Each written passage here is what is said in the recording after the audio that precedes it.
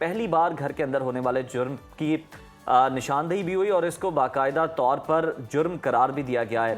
یہ بل کتنی اہمیت کا حامل ہے, آپ کیا سمجھتی ہیں؟ اس طرح کا ایک لا آلریڈی پاکستان میں موجود بھی ہے. آپ کو یاد ہوگا کچھ سال پہلے ایک لا آیا تھا وومن پروٹیکشن ایکٹ کے نام سے, اور جس پہ بڑا سارا شور بھی ہوا تھا کہ اب مرد کو کڑے پہنا دیے جائیں گے اگر وہ گھر کے نزدیک آئے گا, اور اس کو کڑا ڈال دیا جائے گا, اور اس طرح کے بہت سارے ایشوز آئے تھے جس پہ ہمارے ریلیجیس سیکٹر نے بہت زیادہ اس کو ہائی لائٹ بھی کیا تھا, اور اس کے بعد وہ لا کچھ عرصے کے لیے روک دیا گئی تھی اس کی امپلیمنٹیشن.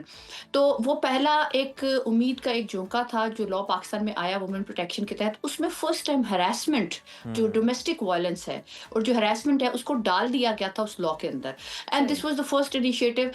اس بات پہ میں پیپلز پارٹی کو ہمیشہ کریڈٹ دیتی ہوں کہ جو نئے لاز ہیں جو پاکستان میں جتنے بہترین لاز ہیں ان کا آپ جتنی بھی ہسٹری اٹھا کے دیکھیں, اور جو اس طرح کے وومن رائٹس کے حوالے سے وہ پیپلز پارٹی نے موسٹلی بلز پٹ کیے ہوئے ہیں.